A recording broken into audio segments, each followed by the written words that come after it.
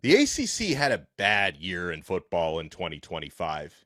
Here's how they need to fix it. Let's bring in the squad. You're talking ball with the ACC squad. From Florida State to North Carolina, from Syracuse to Miami, and from NC State to California, it's the local experts of the Locked On Podcast Network, bringing you scoops, breakdowns, and the most comprehensive preview of the upcoming ACC weekend. Hang on, it could get loud, it could get heated, and it will definitely be fun. Squad up, you're part of the ACC squad. Shout out to the everydayers, and thank you so much for making the Locked On ACC squad your first listen. On this loaded episode, we're going to preview Miami versus Texas A&M, Miami in the CFP this weekend. Will 2026 be a better year for ACC football than 2025? Something we have to talk about. The ACC, they are changing the tiebreakers for the ACC championship game. They won't tell us yet what those tiebreakers are, but we can predict something next season is going to make a mess out of this. I'm Alex Donno from Locked On Canes. We got Isaac Schade from Locked On Tar Heels and Locked On College Basketball. Kenton Gibbs from Locked On Wolfpack. Jackson Holzer from Locked On Syracuse. And Isaac, I'm going to let you by the first round. So we're coming off a season in football where the ACC champion didn't get into the college football playoff. Miami was able to get in as an at-large, but there's only one team in the CFP from the ACC, and it's not even the team that won the ACC. How do you fix this? So here's what you do with these tiebreakers, Donno. It's clear and obvious. All that matters is the money and the TV. So if we've got tiebreakers, you know what we do? We just say, hey, Commissioner Phillips, who would you like to be in the ACC championship game? And then, you know what's going to be the best for our TV rate? You just go ahead and pick, sir, so that we can put ourselves in the best position to do it rather than having some sort of silly tiebreakers. With all due respect to Duke and Virginia that put those teams in the ACC championship game. Or, you know, if the team that's in the ACC championship game is the team we can't have winning like Duke, then we're going to have to slide some money to the Zebras so that they don't win.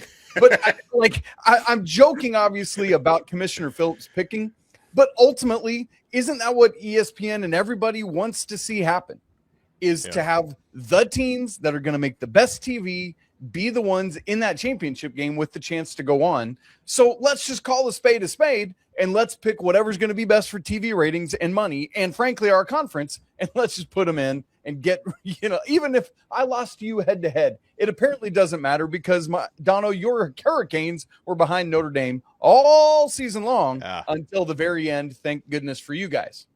Yeah, and I think they got it right. I just don't know why it took them until the final reveal to get it right. That's very weird. Because they wanted to penalize BYU for playing in a conference championship game, which rewarded Miami for sitting on their couch during conference championship weekend, and then that put them next to Notre Dame, so they had no choice but to move Miami ahead of Notre Dame. Like, the committee makes no sense, but in the same time, they also got it right.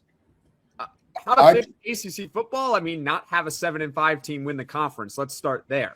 Like, it's pretty obvious. I mean, overall record should be at the top of the list of tiebreakers. That way, if you have multiple teams that are grouped together that have similar conference records, or the same conference record in this case, tie goes to the team that has the best overall record. Therefore, a team like Duke this past season at 7-5, they would not be in the conference championship game because their overall record was 7-5. So that would be one of the big tiebreakers I would put there. I think common opponents naturally is going to have to be there as well. And then another tiebreaker, and it's kind of subjective, is honestly, it's similar to what Isaac said, but it's where the teams are ranked in the latest poll. Right. So if you have one team that's rated 17 and another team that's rated 19, well, the team that's rated 17 is perceived to be better, and therefore they should be the ones playing in the conference championship game, not the team rated 19. I can't believe Jackson Just Win Your Games Holzer is now saying, wait a minute now, we need different teams in this conference championship. But no. That's priority number one is just win your games. I mean, if you win your games, you don't have to worry about tiebreakers. Win your game. Right. Ladies and gentlemen, he said the thing, everybody. He said the thing. I need to make sure Jackson says it every episode. So everybody take a drink of their LaCroix. Okay. There you go. There you go. Like a Stanley. I look at this and I say the very clear one, obviously, Pellegrino.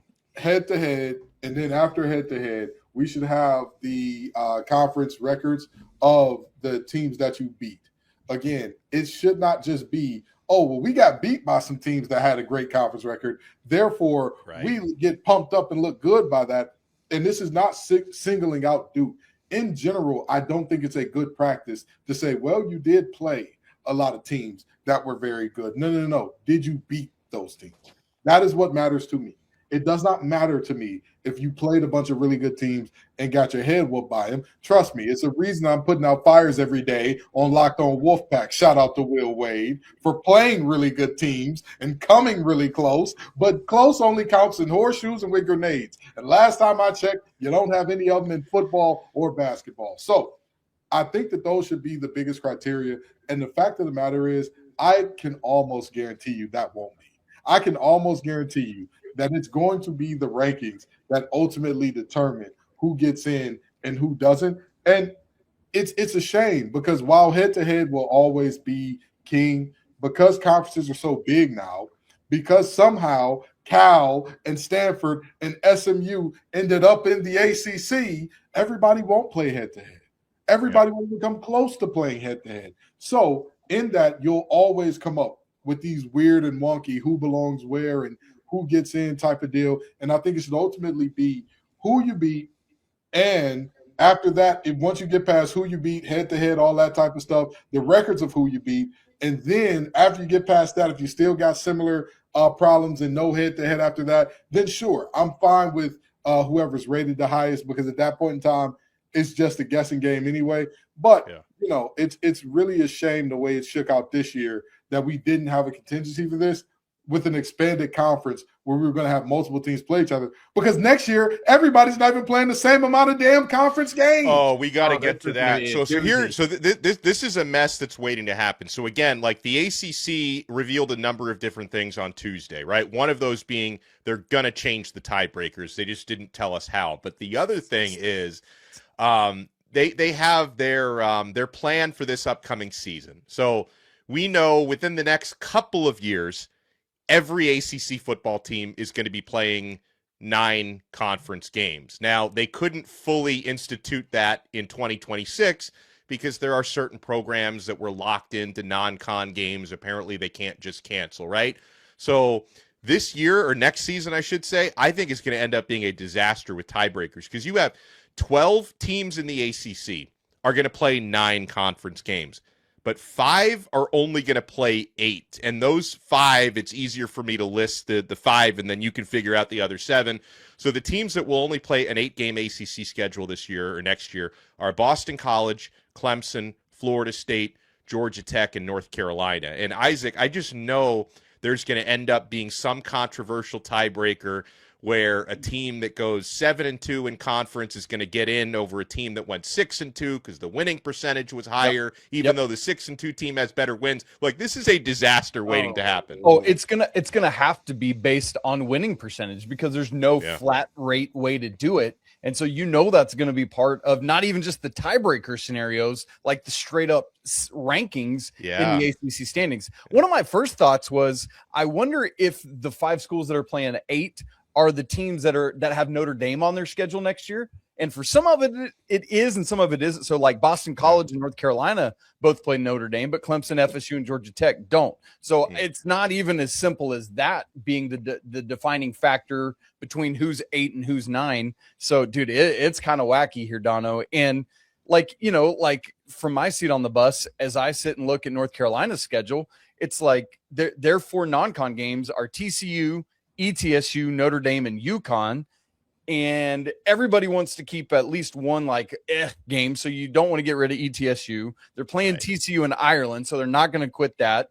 The Notre Dame game, that can't not happen because of ACC. And so the only game that you would maybe stop is the UConn game, but I guess they won't do that either. So North Carolina keeps all 4 of their non-con games. Lucky you, because Syracuse now is going to play 9 ACC games, and they're going to play Notre Dame. Woohoo!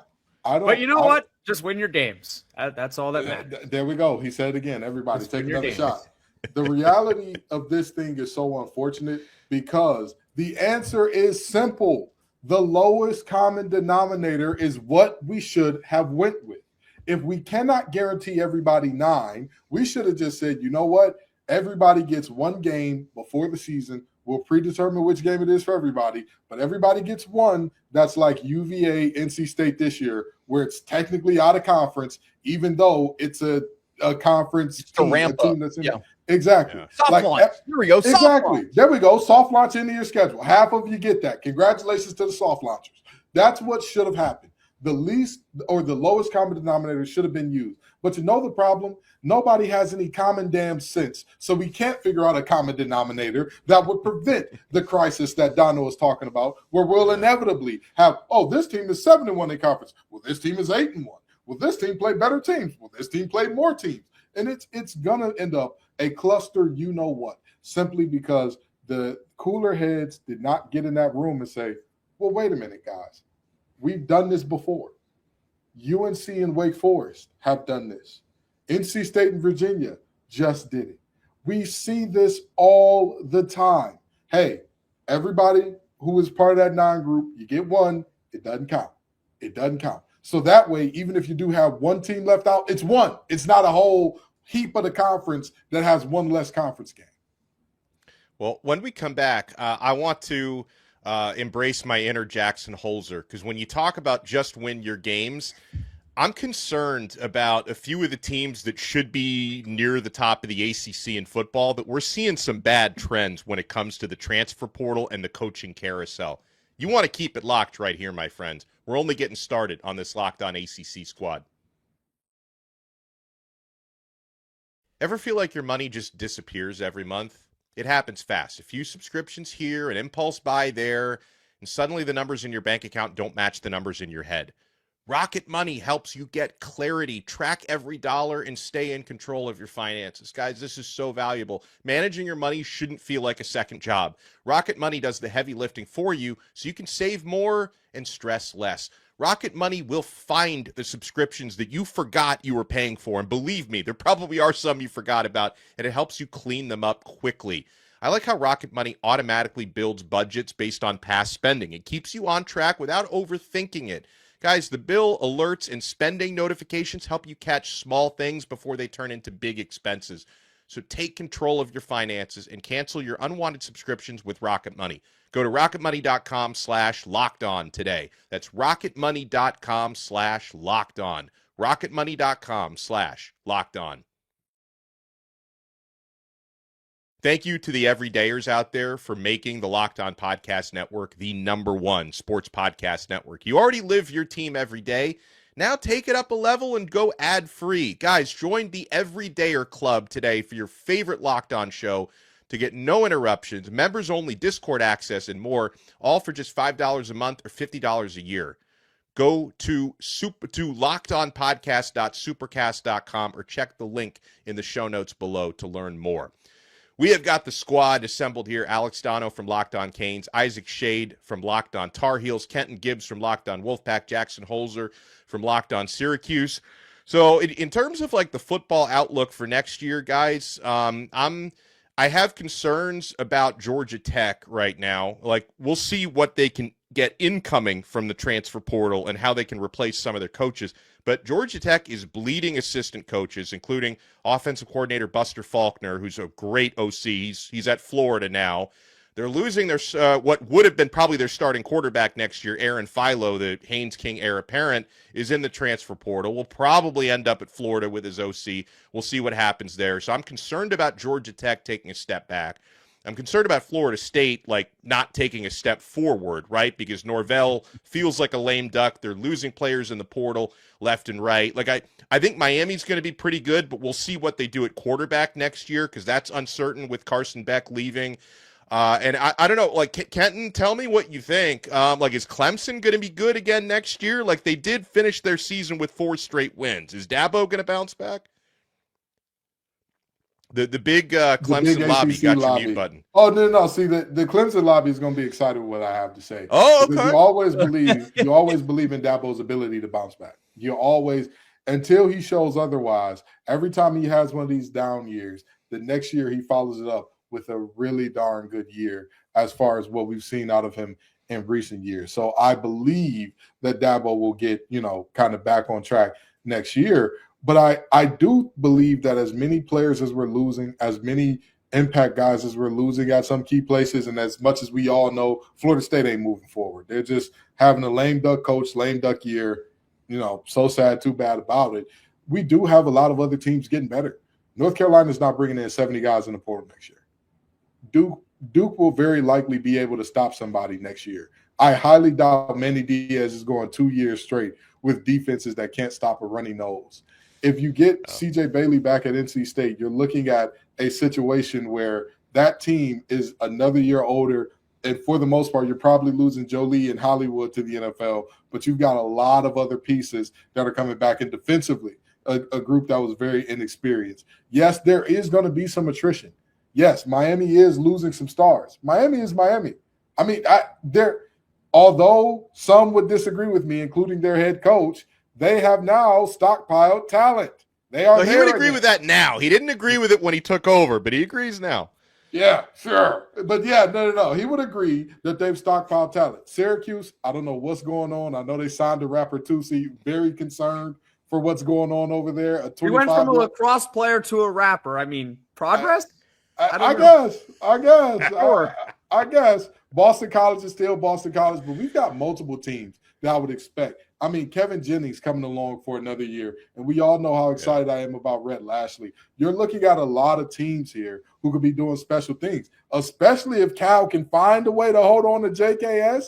We could be looking at some very, very special things. Virginia Tech and James Franklin, they were the story of the offseason, for crying out loud. Stole every recruit that Penn State had except two players. That's all they held on to. So and probably the two they didn't want either. They took all the ones they want.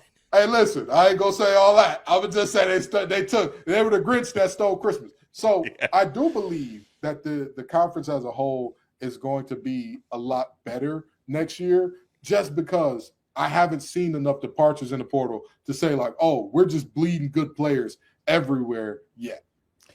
And it's so difficult because let's rewind to August when we all sat here and said, oh man, this ACC championship game, all right, it's going to be Miami and it's going to be Florida State or maybe Louisville. All Clemson. Three of those teams were sitting home. Clemson. Or Clemson, yes, excuse me. I knew that. I was like, there's somebody I'm leaving out. Any combination of that quartet was our thing. Every one of those teams was sitting there watching Virginia and Duke just being like, oh, wow, this is terrible football. And so, like, we can sit here today and say all of this, and it might not matter. Whatever doesn't matter. I don't know what kind of phrase I want to use there, but like, and this is the terribly difficult thing in this transfer portal era is you just don't know. You just don't know how it's going to all come together. I think the issue with the ACC right now is they don't have that team that they can crown. Even the ACC has not been, better than the SEC or the Big Ten, but for a long time, the ACC could crown Clemson as that's the team in the conference that we can, put up top every year. They're going to carry the conference load, right? They don't have that right now. As good as Miami is, no disrespect to them, they are not favored to win a national championship. They might win this weekend. Who knows? But either way, they're probably not even going to get to that Final Four, right? Outside of Miami, and you look at your outlook for next year, the big brands, Miami, yeah, they'll be good next year. I know they're losing guys, but they're Miami. They'll reload. They lost Cam Ward, who's the number one pick, and they're in the college football playoff. So they're fine. Miami should be good. Florida State is a big brand. They're going nowhere. Clemson, I don't know about Clemson. I don't know. Like either. They're not the same Clemson Tigers. Even if they do bounce back, what is their bounce back? Is their bounce back 9-3? Like, yeah, that's a better year, but that's still not good enough for what the conference needs. They don't have enough top end teams. And then you have to ask yourself, okay, Well, who in the conference is going to be our Indiana? Who is going to just emerge out of nowhere and become one of the elite teams in all of college football? Who's it going to be? I don't know. Is it SMU? It maybe is Virginia Tech with James Franklin, but I don't know how soon that is going to come together for 2026. So is Virginia going to go 10-3 next year? Probably not. Duke, I mean, they could go 8-5 again next year because 8-5 isn't even all that great. I mean, Pitt, maybe? I don't know how great the conference is going to be next year, to be honest with you. I don't think it's going to be as bad as it was this year, but like that much better? No, I don't see it right now. Unless the big brands really get their act together, I don't see it. But you know what? I do love what you said there about Indiana, because the conference is more than anything else. You need a dominant force. Yep. And a lot of people may not realize this, but Indiana has been that dominant force for the Big Ten this year.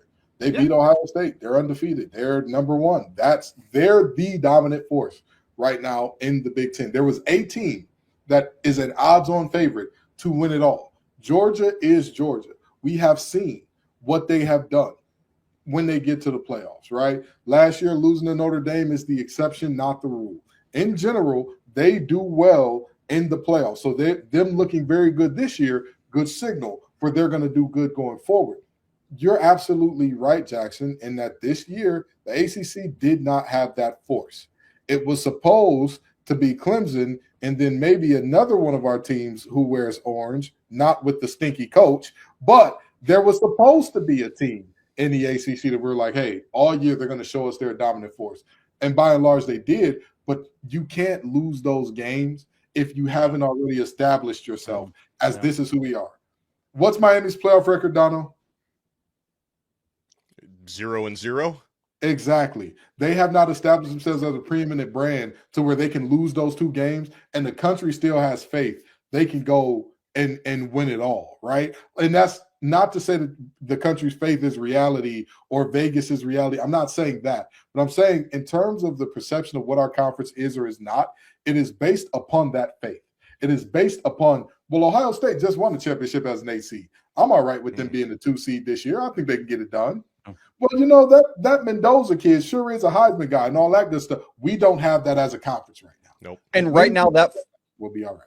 And that falls squarely on the shoulders of Dabo, because Clemson has been that for the better part of a decade. But it's not. It shouldn't just be Clemson. No, I know. Where is Florida State? I mean, they're Florida State. Absolutely. They suck. Jackson, I'm not saying you're wrong. I'm just saying Clemson has been that, and because of Dabo's insistence on a certain way of doing things, and they're in if you were a top transfer in this nation, throw my hand up. Let's go to Clemson, South Carolina right now with where the Tigers were at the onset of the transfer portal era.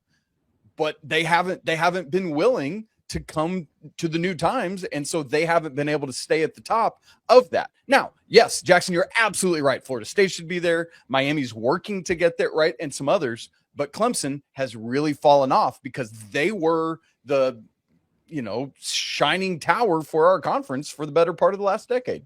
And so who's the next team? Like, who is the team that's going to take them out? It might be Virginia Tech. Like it might be Virginia Tech, but will it be as soon as 2026 to where you're going to be like, oh, wow, they're going 11-1 this year. They're going to be a national title favorite? No. So, I mean, Miami is Miami. We can at least say that they're good. Will they ever take the step and be a national title contender? Maybe they could. Like, that is a realistic outcome from the Miami Hurricanes. They have a ton of talent. So maybe it is Miami. It's as simple as that. Okay, well, who's beyond Miami? Yeah. What's the other team? And here's Donno's segue to our last segment. They got a chance to start that right now this weekend. This team is talented enough. Bain by himself could wreck games and win the CFP, but we got to see it happen. Well, Isaac Schade took the words right out of my mouth. So let's talk about Miami at Texas A&M. Miami's going to try to get that first ever playoff win on Saturday. You want to keep it locked right here on the ACC Squad.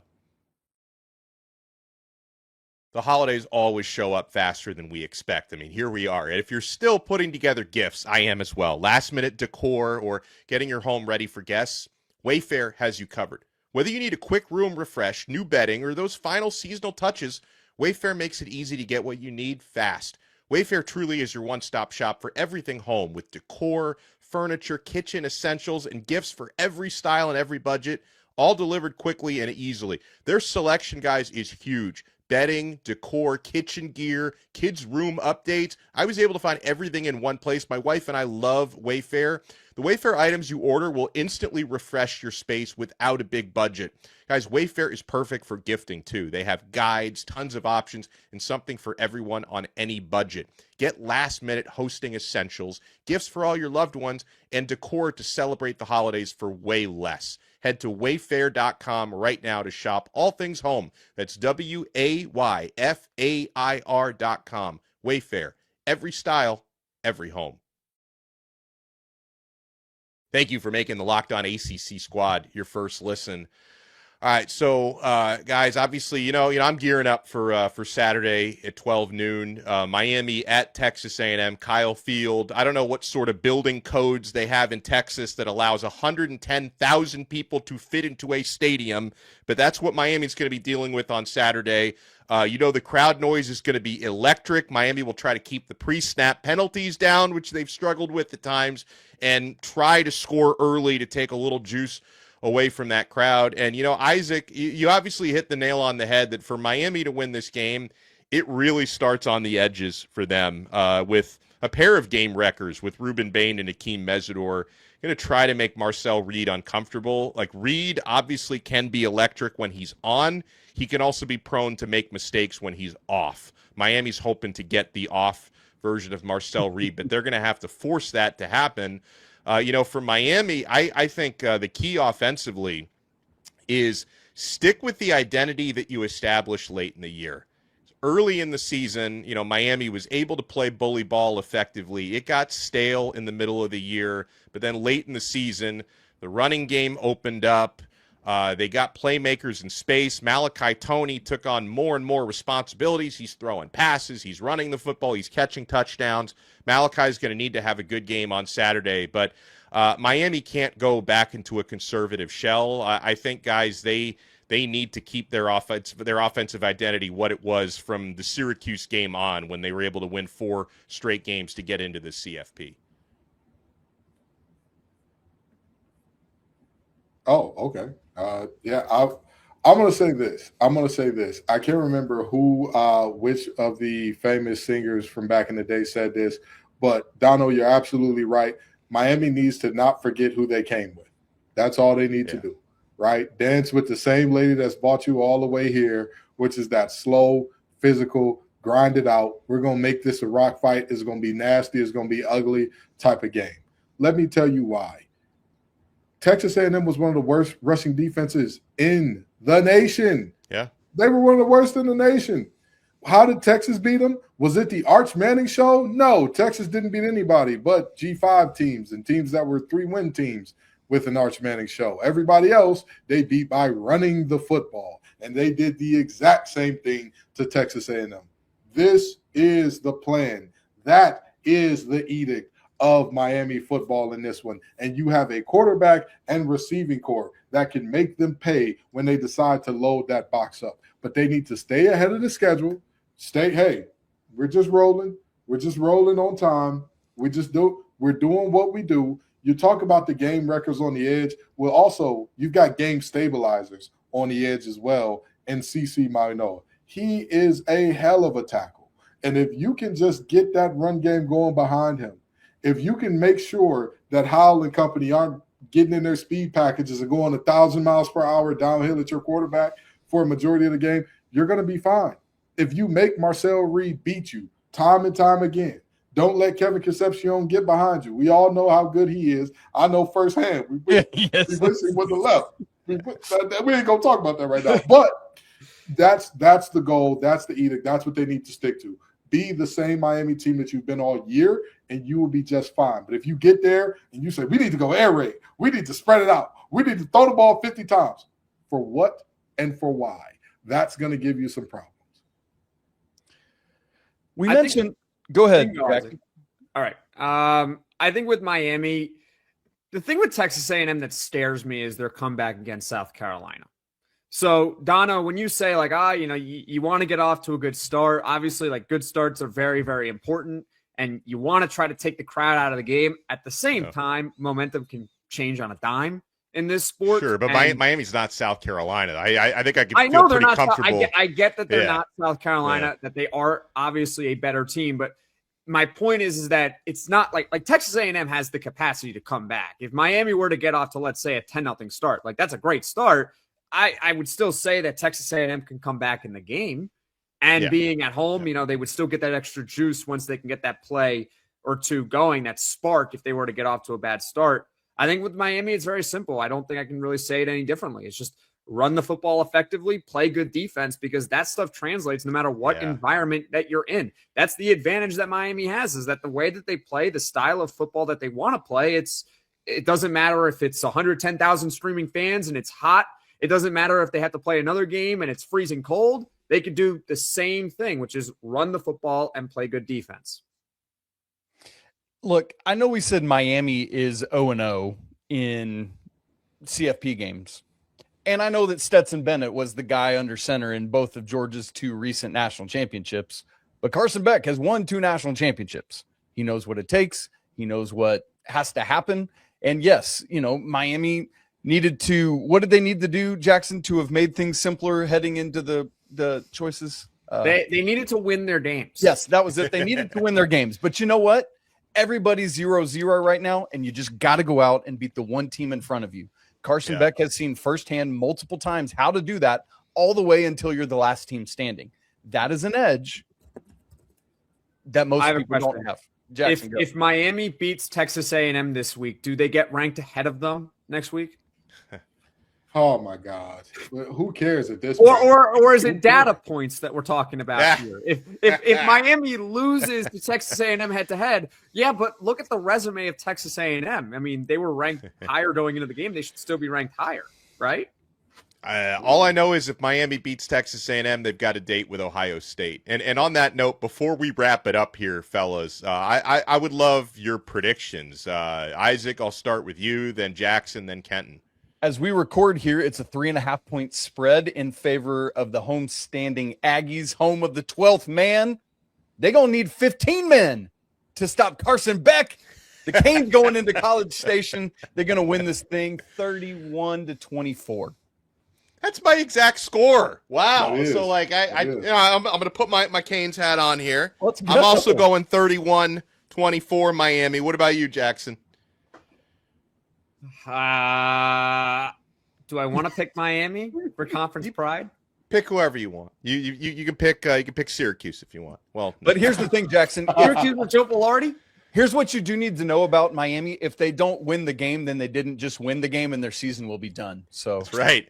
Win or go home. For them. All right, I'll pick There's Miami. no committee to move them along. We're going Miami. 24-20. They get a stop on 4th and goal to end it.